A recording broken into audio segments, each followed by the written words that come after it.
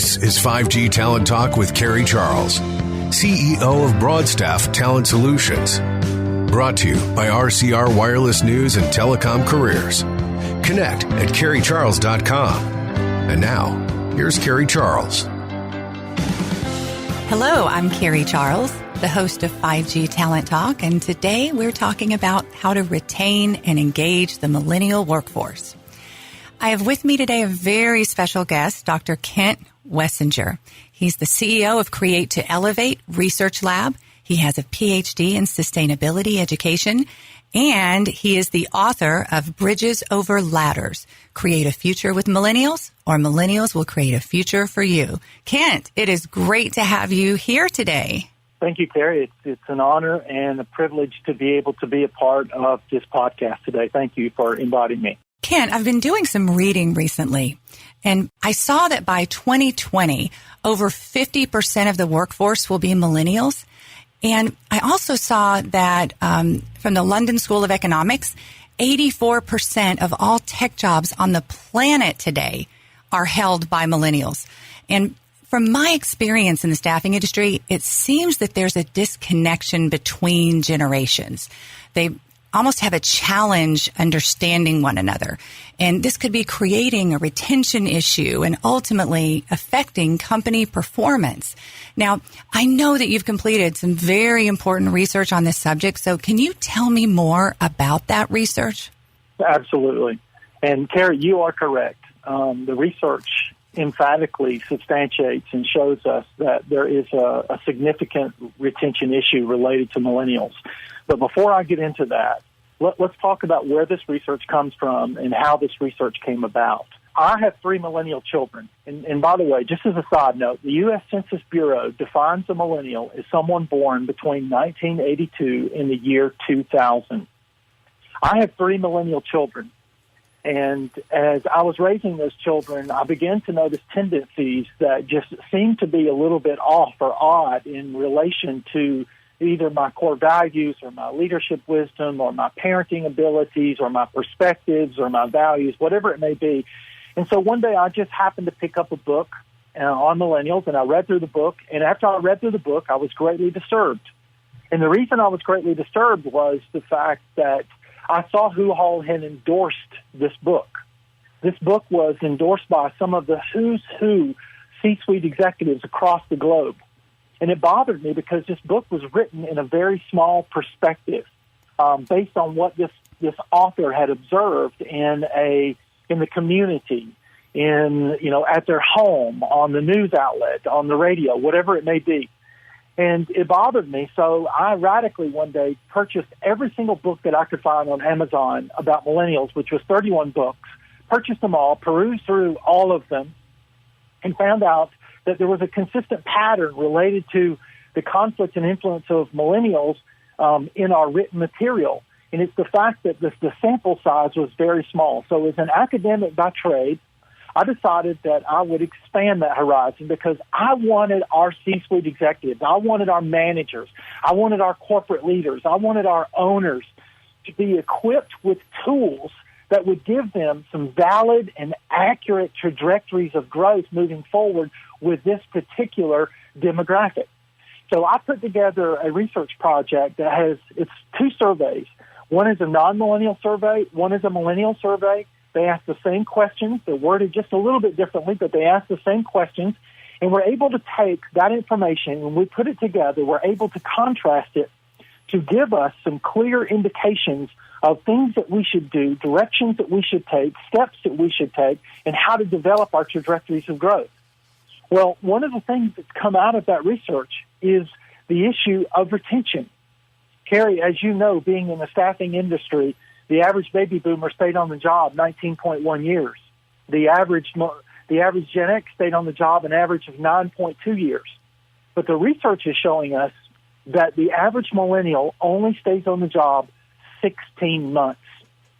Now, as hard as that is, another piece of information that comes out regarding retention is that it costs us an average of $36,000 to replace one millennial employee because of the tech positions that they have, the morale issues that are associated with it, and the turnover and the training issues, and the retraining issues that are related to it. And so based on that, what we understand is that if we take $36,000 and we factor that over 19.1 years, we're not talking about a substantial amount of money. But if we take $36,000 and factor it out over 18 months, we're talking about a significant amount of money that must come from somewhere. And my experience of presenting the research and having focus groups and talking to C-suites really all over the world is that companies are not factoring in this expense into their 1 year, their 4 year, their 5 year budgets. And as a result, this expense is eating away at profit and the opportunity of growth and R&D. And so I'm just encouraging your readers to do one thing. I've presented the research hundreds of times. And every single time I present this research, I ask one particular question, or one particular question I do ask is, if you're a C-suite executive, do you know the retention rates of your millennial employee base? And after presenting the research hundreds of times, I have never once, Carrie, had a C-suite executive, a CEO, CFO, whatever, COO, be able to tell me what their millennial retention rates were. Because retention rates in the staffing industry, in the HR perspective, are typically factored out as in the entire employee base, which would skew it when we look at millennials. But if we look at specifically millennials and we see their retention rates, my experience has been from all of the C-suite executives that have called me back to tell me what the answer to that is in their particular company or their particular structure, have been horrified. And so I'm just encouraging all C-suite leaders to find out what your retention rates are, use the research to be able to put together some steps to increase that retention rate, and you're going to come out on a side of profitability and growth. Great, Kim. It does. And, we're going to be talking about solutions to this in just a moment. Today, we're on 5G Talent Talk talking with Kent Wessinger. He is an expert in the millennial generation, and we're talking about how to retain and engage millennials. So, Kent, let's talk more about engagement and retention of the millennial generation. Obviously, this is an issue and a concern that we all need to take seriously.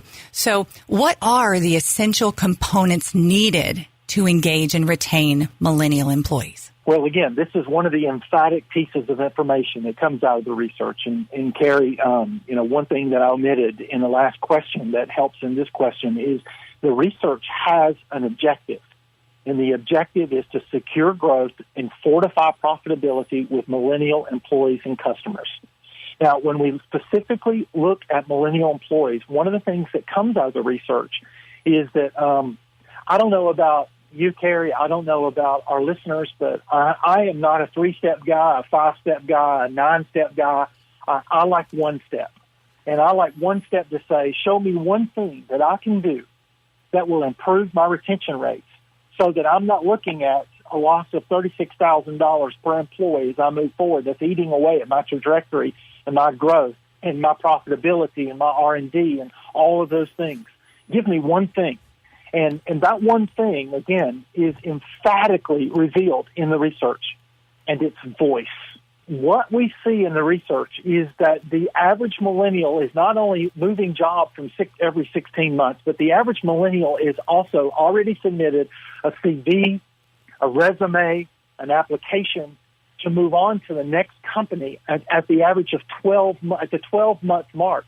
Now, what would cause a millennial to go ahead and submit an application or a resume at the 12-month mark? There must be some kind of impetus.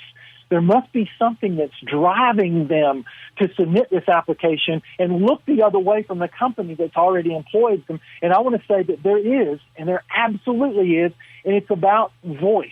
Now, millennials recognize that no one understands a millennial like a millennial. And I want to say that again. No one understands a millennial like a millennial. Millennials have a an insight, a perspective, a technological perspective that the demographics before them didn't necessarily have at such a deep level that millennials do, according to the research. And so what millennials are saying is that if you will provide me with a voice in the process of growth and profitability, I will become your best employee. If you will provide me a voice and the opportunity to be able to expand, research and design, help us grow as a company, I will help you and I will sustain you and I will be a part of this growth of this organization for years to come. But if the status quo remains, where I've only been here a year, I've only been here 2 years, I've just got out of school, but you don't allow me a voice, and you tell me to report at 8, leave at 5, you don't really respect or want my voice, what we see in the research is that millennials are leaving and they're migrating from company to company to company until they find a company who will listen to their voice. We're talking with Dr. Kent Wessinger, the CEO of Create to Elevate Research Lab. I'm Carrie Charles, and you are listening to 5G Talent Talk. Kent, I want to ask you a question. Let's go a little deeper. Let's give an example or a case study. Say I'm a leader of a company and I want to know, I agree with you and I think it's important. I want to implement this, but how do I do this? What does it look like to give my employees a voice? Do you have an example? I do have an example, and the key word that I want to use here is intentionality. Voice has to be intentional. And one of the things that we've done here at the Create to Elevate Research Lab is that we have developed an intentional platform of innovative ideas of value, an intentional platform of voice. And that can be modeled, that can be copied, that can be done in any structure, any size company across the globe. And it's this. What we've done is we go into companies and we divide our company or a department or, it could be a subsidiary or a satellite branch, whatever it may be. We divide them up into teams of 3 to 5 people. Now, in that division of 3 to 5 people, we try to coach those groups into selecting cross-generational people inside their groups, because the perspective and the value and the wisdom that's added across generations gives that group a greater insight and understanding of what the company is trying to achieve. So we go in and we divide the department or the company up into groups of 3 to 5 people, and they have 2 months to assess anything in the company. It can be something the company's misstepping on. It can be something that the company's not doing. It can be something as small as a tool, or it can be something as large as a whole other department. But they've got 2 months to assess the company and to assess a particular subject matter inside the company. And I coach them to hone in on a very small dot and the greatest impact that we would have as innovators and creators is to hone in on a very small dot so that we can focus on that and we can master that. And when those groups hone in on that very small dot and begin to process it, begin to pull back the layers on it, begin to say, this is what we can do better and this is how we can do better, what we do is we give them the opportunity at an event where each group comes to a stage, they present, they have 5 minutes to present their innovative idea of value to the C-suites, the management, whatever it may be. They have 5 minutes to present that innovative idea of value. Then the C-suites and those that are listening, they have 5 minutes to do a Q&A, to find out, to dig deep down inside this particular innovative idea of value that this group may have. And after that 10-minute period is up, the next group comes to the stage, and we just keep pressing groups over and over and over to the stage. And at the end of the event, what happens is the best ideas are rewarded. I can give you, we've done this maybe 15 to 20 times now. I can tell you that some of the rewards have been phenomenal. I mean, they've been from trips to cars to clothing to Amazon cards. I mean, they've been all over the scale. But I want to say that the ultimate winner in the process of giving the employees voice is the fact that the company is the winner here. And the company is the winner because these innovative ideas of value are something that most of the time, and this is the information that I get back from the C-suites, is the fact that We would have never thought about that idea. We could have never come up with that idea. We would have never processed that idea. And we're greatly thankful for our employees in the fact that they know our company as well as they do, and they want a voice in the process of growth. And so I hope that answers your question. But voice and having it intentional and allowing that intentionality to be an innovative idea of value is where we get the retention of our employees, long-term retention of our millennial employees. Brilliant information, Kent. You're listening to 5G Talent Talk. Today we're talking with Kent Wessinger. He is the expert in the millennial generation in the workplace. And we're talking about how to retain and engage millennials. Kent, before we wrap up, tell me what's going on in your world right now. Talk about your book, and also where can we reach you? You can reach me, first of all, at Kent, K-E-N-T, at create2elevate.com. And that 2 is the number 2, C-R-E-A-T, the number 2, elevate.com. And secondly, you asked me about the book. The book is titled Bridges Over Ladders, Secure Growth and Fortify Profitability with Millennial Employees and Customers. The book is the complete and comprehensive research project, but it's only 120 pages long. And what the book is good for is it's good for a resource because it clearly breaks down every single question in the survey, and it gives leaders a place, a resource to be able to utilize, to be able to improve retention rates with millennials, to master talent acquisition, and to secure growth and fortify profitability with millennials. I, Kent Wessinger, don't make a penny off the book. The book supports the research project. The book, the resources from the book is what makes these tools available to you. So I'm encouraging all the listeners to go onto Amazon.com and purchase the book, Bridges Over Ladders, Secure Growth, Fortify Profitability with Millennial Employees and Customers, and it will be to your great benefit. And as an example of one company who uses the books, they use the books, they purchase thousands of the books, and they put them in the hands of their salespeople because the subject matter is so easy to talk about. They use them as icebreakers so that when they go into an office or an event or whatever it may be, they use them as icebreakers to be able to start a conversation with them about their particular situation or their particular structure. So I want to encourage you to go on Amazon.com, purchase the book, Bridges Over the Ladders, which is a comprehensive resource of the research project. And finally, Carrie, what is going on in my world, Carrie, is that I am focused on the research. Today we have over 32,000 participants from around the world in the research project. My objective is not just to secure growth and fortify profitability with millennial employees and customers and members, but it's to give owners, C-suites, management, the tools to be able to grow with this particular workforce. And as the research continues to expand, one of the things that we're doing now is that we're doing research on millennial management. We see by 2024 that 62% of all management positions will be held by millennials. And so we want to understand and see, are millennials changing the not just the trajectories of growth, but the structure of the organization once they become management.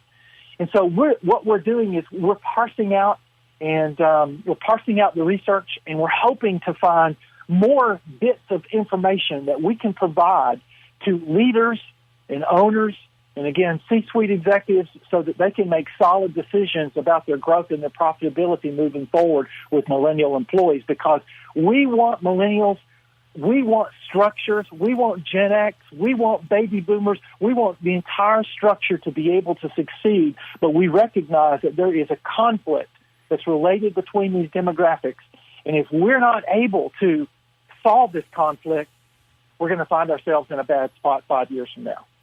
Excellent. Sounds like we need to have you back on the show again, Dr. Wessinger. Well, thank you. I'll be honored to be back on the show. Well, thank you so much, Kent, for joining me today on 5G Talent Talk. Thank you so much. I appreciate the opportunity. And thank you for listening to this episode of 5G Talent Talk, how to retain and engage the millennial workforce. If you'd like to talk further, I'd love to chat with you. You can reach me at carriecharles.com. That's CarrieCharles.com. Please join me next week for another engaging episode of 5G Talent Talk. Till next time. You've been listening to 5G Talent Talk with Carrie Charles, CEO of Broadstaff Talent Solutions. Brought to you by RCR Wireless News and Telecom Careers. Connect with Carrie at CarrieCharles.com.